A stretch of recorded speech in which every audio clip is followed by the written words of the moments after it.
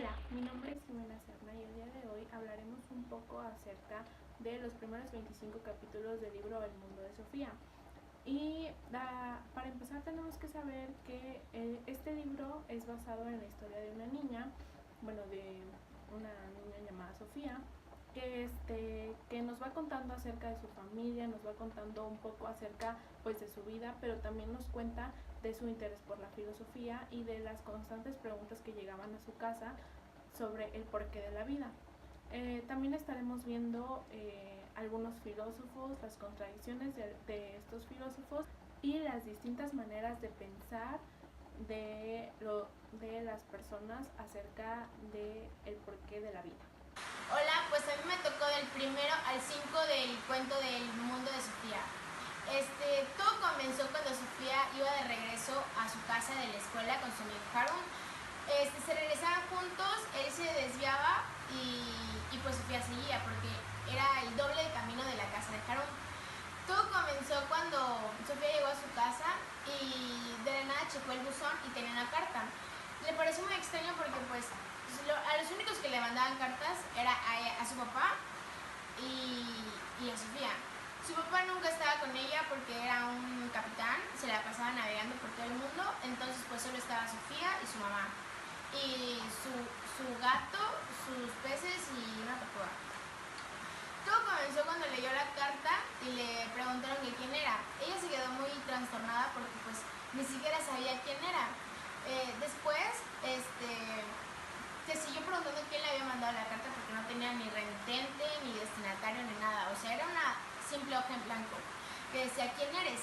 Sofía regresó al buzón y vio otra carta que igualita, sin remitente, sin nada. Entonces pues ya estaba como que preocupada de quién se la había mandado. Y después le comentó, recordó lo que su abuelita le decía, de que no necesitas estar enferma para preguntarte de dónde vienes, quién eres, así. En el siguiente capítulo, Sofía ya no tenía dos problemas, sino tres. ¿De dónde era el universo? ¿Quién era ella? ¿Y quién era la tal Hilde? Sofía optó por no decir nada ni a sus papás ni a Jerecún, ya que, pues, ¿qué le podía decir? De que estaba preocupada por unas cartas anónimas, entonces, pues, prefirió no decir nada. Al otro día fue a la escuela, después, en el receso, se fue a buscar salió corriendo al campo, se fue y Jerecún iba atrás de ella. O sea, ella no le dijo nada, estaba toda callada, preocupada, distraída, no le estaba poniendo atención a su amiga. Ya que Jerecún le dice, no, que vamos a jugar, y dice, no, y que no sé qué, y luego le dice, no, que vamos a jugar cartas, y Sofía le decía que no. Entonces pues su amiga ya pues estaba molesta de que la estaba invitando a pues hacer cosas y Sofía no quería. Entonces pues ya se fueron y de que Sofía se quedó preocupada porque pues no estaba correspondiendo a su amiga. Ya a la hora de la salida pues se van a su casa. Sofía estaba ansiosa por llegar al buzón y pues ver si había otra carta.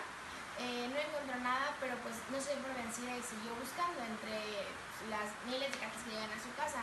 Encontró una que decía que era la filosofía y pues Sofía estaba muy ansiosa por saber de quién eran las cartas y por qué se las estaban mandando a ella. Entonces, en el siguiente capítulo pues voy a entender qué onda con la carta de la filosofía. Este capítulo es más corto que los demás, ya que solo es una simple carta explicando qué era la filosofía, que cada persona tiene diferentes hobbies. Por ejemplo, a unos les gusta coleccionar monedas antiguas, leer todo tipo de cuento, X, etc. También Sofía ya se había cansado de leer porque eran muchas hojas y faltaba poco para que llegara su mamá. Entonces pues le dio comida a su gatito y de que se salió a seguir leyendo las cartas pues a su refugio, así como lo llamaba ella, el callejón. Sofía no podía creer que la persona que le había mandado la carta de que era la filosofía era la misma persona de las tres cartas anteriores, o sea, simplemente no lo podía creer. Después de leer la carta, de los hobbies y de todo lo demás que ya platiqué anteriormente, Sofía se había quedado más consternada de lo normal. Llegando su mamá a casa estaba en shock, entró en un estado donde no entendía nada porque las cartas del filósofo que guardaban estaban en el callejón. Sofía llega, se ve con su mamá y le dice de que si le parece extraño vivir, le empieza a hacer las preguntas que ya le habían mandado a Sofía en las cartas anteriores. La mamá de Sofía se sacó mucho de onda y se empezó a preocupar y le dijo, sí, o sea, es extraño vivir, es extraño estar en el mundo y así. Sofía quería que su mamá se pusiera en el lugar de ella y entendiera, o sea, que le llegaran pues las preguntas que le habían hecho. Entonces la mamá de Sofía pues actuó normal y le dijo que ya dejara de estar hablando eso, que pues que no le permitía que estuviera expresándose así del mundo. Entonces Sofía recordó lo que le dijo el filósofo, que para los adultos era un blog cerrado hablar sobre esos temas porque estaban, o sea, ya estaban con una ideología desde chiquitos de que el mundo era normal y así, pero Sofía quería que su mamá, o sea, conociera bien de dónde venimos y todo lo demás. Entonces su mamá se quedó muy preocupada por ella y ya después le dijo de que quería hablar con ella, pero con una voz enojada. Sofía se preocupó y dijo, no, pues esto ya es algo serio. Y ya que su mamá le preguntó de que si se estaba drogando o algo así, y Sofía, muy sacada de onda, le dijo que no se estaba drogando, de que pues, las drogas eran malas, así. Empezar con los capítulos que me tocaron del mundo de Sofía. El último es el de los mitos. Trata de que al otro día, a la mañana siguiente, no había ninguna carta para Sofía, o sea, todas eran para su papá, de que había ganado por primera vez el juego de ajedrez, uno que quería ir a casa, otro que ya había finalizado de leer los 20 kilos de libros que le habían regalado. Bueno, en la escuela Sofía intentaba ser muy amable con su amiga, o sea, de que le invitaba a salir, estaba planeando excursiones, así, estaba intentando ser amable pues para que ella no se sintiera mal por lo de la vez anterior que pues la estaba rechazando. Al finalizar, llegando a su casa, Sofía se para frente al buzón y pues o sea, estaba muy angustiada y pues quería ver si había una carta para ella. Pues dicho y hecho sí había, y ya de que Sofía se emocionó, la agarró y de que dejó sus cosas en su casa y se fue al callejón a leerla. De los cuentos que a mí me tocaron, de los capítulos que a mí me tocaron, o sea, me pareció muy interesante todo lo de las cartas misteriosas, lo de si realmente sabemos quiénes somos, sobre si el universo, y pues no sé, o sea, me puse a investigar y sí me gustó. Yo creo que voy a seguir leyendo pues algunos capítulos. El séptimo capítulo lleva por nombre Los filósofos de la naturaleza, y este capítulo nos habla de cómo Sofía recibe a su casa una carta de su maestro de filosofía dándole 3 preguntas. Una de ellas es bueno, es más o menos, decía de que cómo una materia prima podía ser parte de un todo. A eso se refería pues algunas de las preguntas. Otra era de que si el agua podía convertirse en vino, y otra era de que si el agua podría convertirse en una rana. Entonces, Sofía pensó que estas preguntas pues estaban un tanto locas, y pues empezó a meditar ese tipo de preguntas. Entonces empezó a decir de que podría una materia prima formar un todo en nuestra vida. Y pues prácticamente decía que el agua era la materia prima de todo lo que formaba a nuestra vida. Por ejemplo, todo estaba constituido por agua. Por ejemplo, ahí menciona de que como un pepino está constituido por agua, pero hay otro elemento que lo hace ser un pepino a diferencia de agua. O sea, entonces ahí es donde empieza la controversia de decir de que pues todo estaba pues basado, o sea, todo lo que está alrededor en nuestra vida está basado en agua. El capítulo 8 tiene por nombre El proyecto de los filósofos, y este capítulo hace referencia a los distintos filósofos que tenían una distinta manera de pensar para poder investigar las cosas. Por ejemplo, habían filósofos a los que les gustaba investigar acerca de cómo se inició la naturaleza, otros de cómo se inició la vida en general, otros de qué era lo que constituía la vida, Cada filósofo tenía su proyecto en el cual enfocarse, pero todos coincidían en hacerse preguntas de cómo se inició la vida y coincidían en de que todo estaba constituido por una misma materia y era lo que daba inicio a crear nuevas cosas.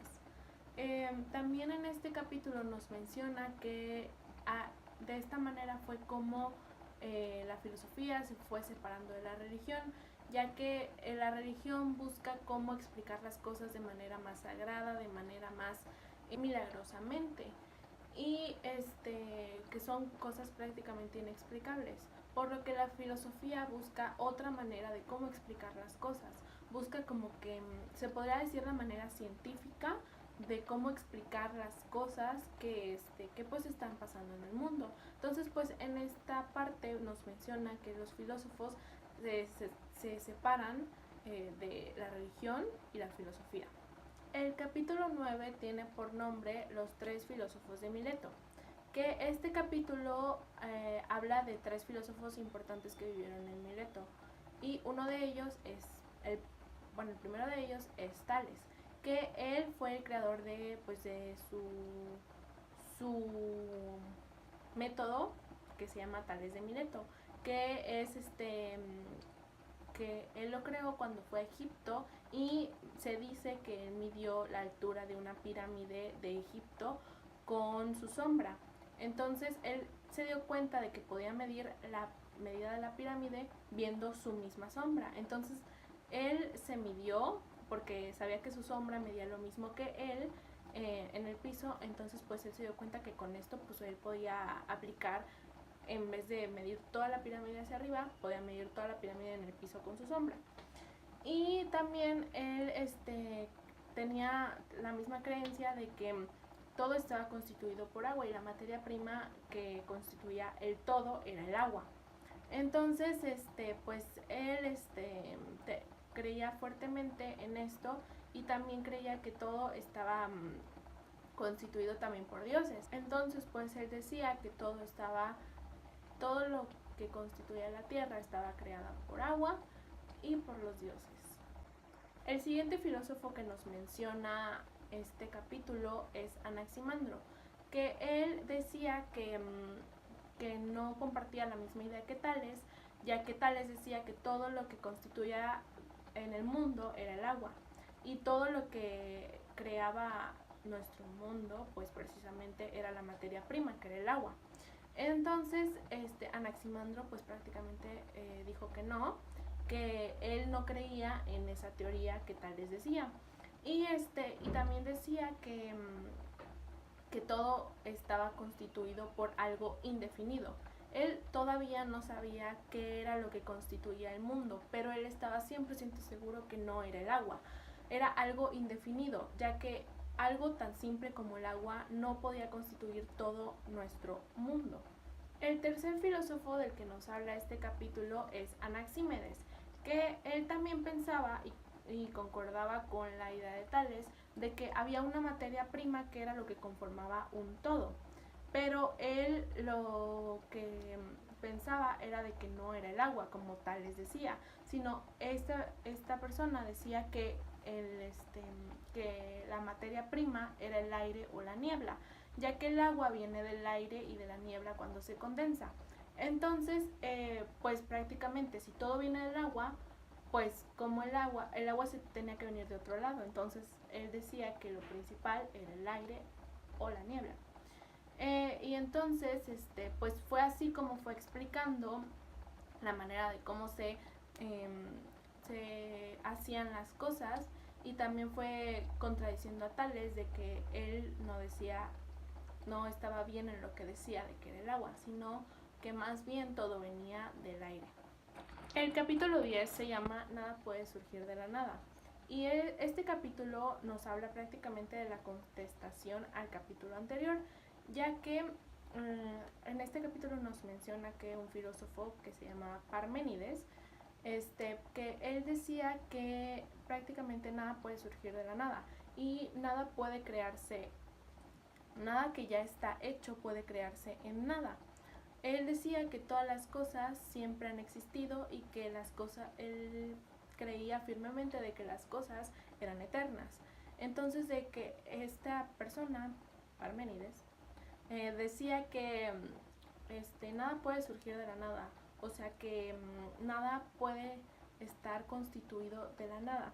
Él no creía en que una materia prima era la que conformaba un todo, por lo que esta persona empezó a investigar y se dice que fue más allá que los filósofos anteriores. Parménides era una persona muy racionalista, pero para poder investigar y poder darse cuenta de que todo era eterno y nada era creado de la nada, pues tenía que dejarse llevar por los sentidos, pero después de preguntarse y tener que elegir entre sus sentidos y la razón, pues eligió la razón, porque él decía que los sentidos eran una forma errónea de cómo ver las cosas. Entonces prácticamente los sentidos hacían de que tuvieras las cosas de una forma diferente cuando no era lo que estaba pasando realmente. El capítulo 11 se llama Todo fluye. Entonces este capítulo nos habla de prácticamente la contestación, o sea, cada capítulo que vamos abarcando es como que la contestación de los capítulos anteriores. Entonces, Heráclito, que es el filósofo que nos menciona en el capítulo 11, nos decía que él se basaba en los sentidos él se basaba en sus propios sentidos. Entonces, era totalmente diferente a lo que opinaba Parménides, porque Parménides se dejaba llevar más por la razón, por lo que Heráclito era una persona más religiosa y se dejaba llevar, que no creía en varios dioses, sino que él creía que solo había un dios y prácticamente él era la materia prima, así como ellos, los filósofos anteriores decían que la materia prima era el agua, pues él prácticamente decía que la materia prima que creaba todo era un dios.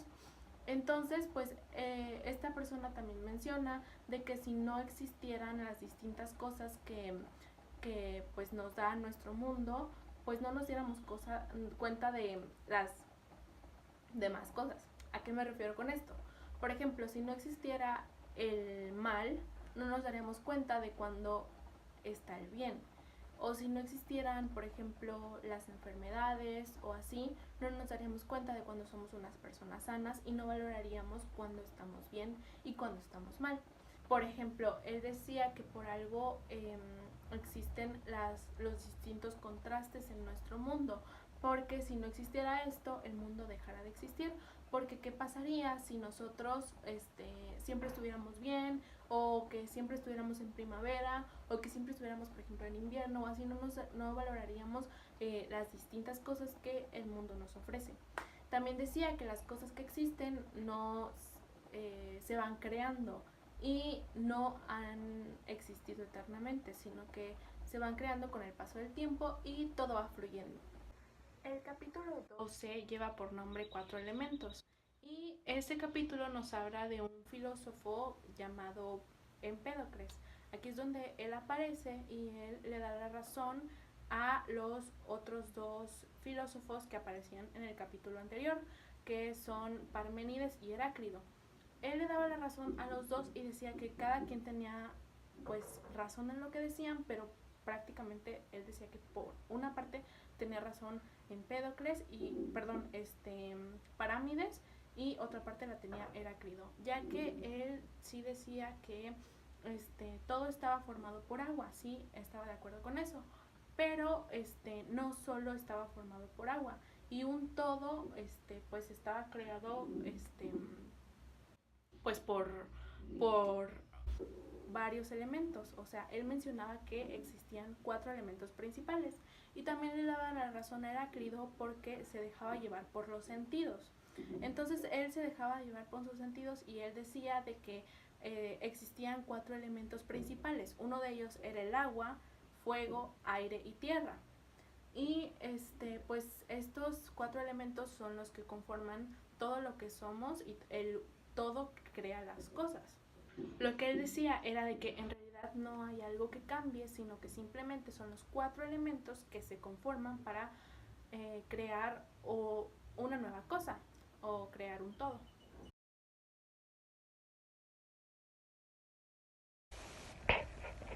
Capítulo 18. El destino.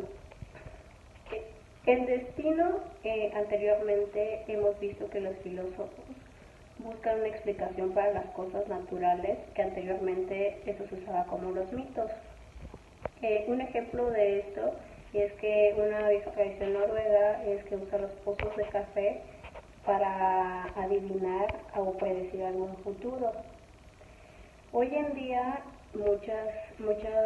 el destino se usa para muchos dirigentes políticos, para saber acerca de la vida, para saber acerca de una persona. Incluso mucha gente sigue creyendo que al leer las cartas, interpretar las estrellas o leer la mano todavía sigue siendo un método para poder predecir tu destino o adivinarlo. Actualmente muchos dirigentes políticos siguen usando el destino consultando a astrólogos para poder tomar una decisión. El destino era muy utilizado para los filósofos y en la actualidad muchos siguen creyendo en eso. El oráculo de Delfos, capítulo 19. Los griegos en la antigüedad creían que las personas podían encontrar su destino consultando a través del oráculo de Delfos. El padre del oráculo de Delfos era Apolo. Los sacerdotes servían como asesores de Apolo y tenían a Pitia, que era una mujer sentada en una piedra de la cual emanaban narcóticos que le embriagaban, y las personas llegaban y le entregaban sus preguntas a los sacerdotistas para poder darlos a Pitia, y en ella era la que respondía vagamente las preguntas, y que los sacerdotes tendrían que interpretárselo a las personas. La vieja historia dice que algún día tu destino te va a alcanzar. Incluso se escribieron tragedias en el teatro hablando de personas trágicas que su destino las alcanzó. La ciencia de la historia y ciencia de la medicina. Antiguamente los griegos creían que el destino no solamente intervenía en la vida, sino también en los acontecimientos que pasaban en el mundo. Los griegos decían que incluso una guerra, hechos sobrenaturales o cosas que eran inexplicables, era porque los dioses así lo decidían. Antiguamente, cuando habían enfermedades que eran contagiosas o eran muy graves, los griegos decían que era un castigo de Dios o de la divinidad, y lo que tenían que hacer era ofrecer un sacrificio a cambio de que esto pudiera sanarse. Los filósofos griegos empezaron a buscar explicaciones para los hechos sobrenaturales o cualquier acontecimiento que sucedía, y todo lo basaban en la divinidad. El padre de eso, los filósofos griegos más resaltados dentro de todo esto, es Heródoto y Teodosides.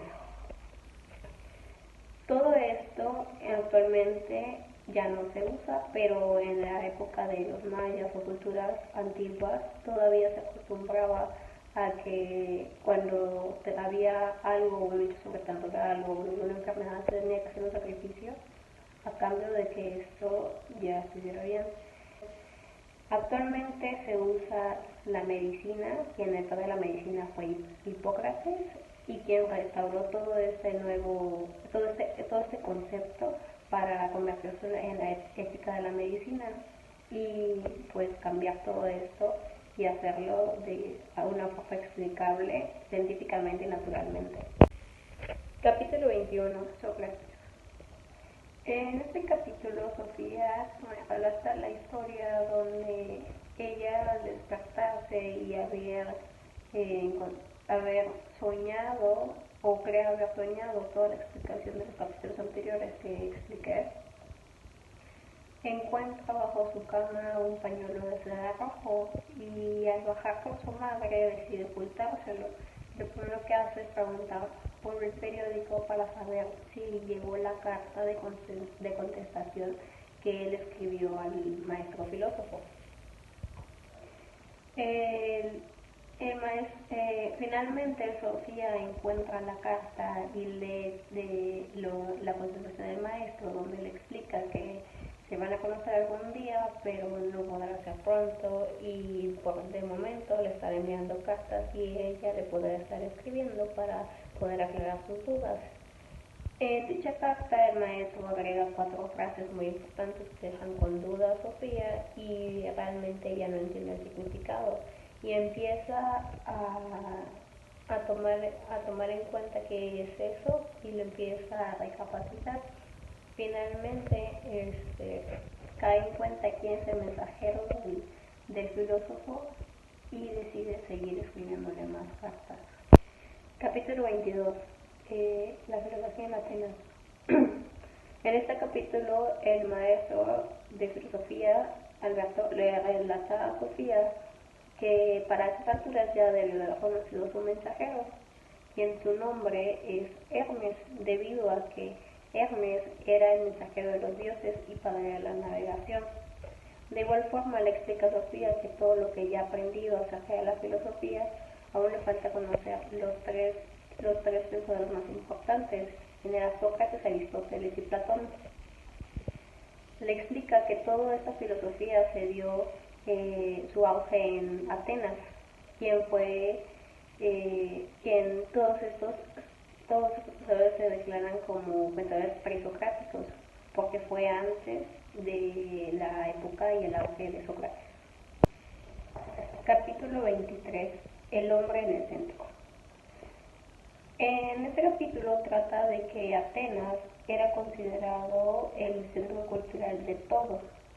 Acá se encontraban los mejores filósofos y los mejores pensadores que le daban una razón o una explicación a la naturaleza, por lo tanto se consideran como científicos naturales o investigadores. En esta época llegaron muchos pensadores, muchos filósofos o muchos profesores que se hacían llamar a sí mismos sofistas. Su función de ellos era enseñar al pueblo y darle a conocer cada una de las teorías o profecías de dichos pensadores. En ese entonces Pitágoras le preguntaban sobre si la existencia de algún dios o si creía en ello. Él no podía dar una razón exacta, por lo tanto se hacía llamar que era agnóstico, pero eran personas muy hábiles de conocimiento, las cuales daban una gran explicación y todos les daban una explicación científica o natural. Ellos se encargaban como maestros o filósofos para enseñar al pueblo. Capítulo 24. ¿Quién es Sócrates? Este capítulo relata quién fue el filósofo Sócrates. Sócrates fue el filósofo más enigmático de todo este papel de la filosofía. Sócrates, aunque no haya escrito nada, fue de las personas que dio más auge dentro de esta rama, debido a que es el padre de Platón y Platón fue el alumno de Sócrates, y Platón escribió varias líneas donde citaba a palabras que había dicho el mismo Sócrates. Se conoce que Sócrates iba por las calles platicando con la gente y enseñando sus conocimientos y impartiéndoles al pueblo. Sócrates nació en Atenas y debido a sus pensamientos filosóficos fue condenado a muerte. Y ya que él no dejó nada escrito, actualmente no se puede corroborar que realmente las palabras que él dijo son las que haya plantado Platón dentro de sus escritos, pero sin duda él fue el filósofo más enigmático de la historia. Capítulo 25. El arte de conversar. Sócrates, lejos de ser el filósofo más enigmático, tuvo un realce debido al arte de conversar. Sócrates no solo enseñaba al pueblo o a las personas, sino que conversaba con ellos. Él se hacía pasar por una persona tonta y les hacía preguntas para que ellos cayeran en su mismo razonamiento, para que se dieran cuenta cuál era lo bueno y cuál era lo malo. Los acorralaba de cierta forma que encontraran la razón. Sócrates decía que cuando una persona entraba en juicio podía tener razonamiento puro. y no hay mayor enseñanza que la de uno mismo. Sócrates decía que los aprendizajes en las enseñanzas no es que los podía dar otro, sino el saber de uno mismo, del interior, era la mejor sabiduría que tú podías tener. Sócrates, además de ser un gran filósofo, debido a todo esto, fue que fue condenado a muerte por las características que él daba, por lo que él decía o por que él trataba de enseñar, llegando a los razonamientos filosóficos. Y lo que hacía Sócrates es conocido como ironía socrática, ya que se hacía pasar por tonto cuando no lo era. Pero todo esto era para conseguir el bien común de la gente y enseñarles una sabiduría. Bueno, pues en conclusión, este libro nos deja un aprendizaje de lo que es la filosofía. Este libro nos lo va contando desde la perspectiva del profesor y desde la perspectiva de Sofía, de prácticamente cómo se fue creando el mundo, de distintas formas de pensar de los filósofos. Nos cuenta también diferentes teorías que mencionan los filósofos, que ellos eran lo que pensaban para poder responder a las preguntas sobre la vida.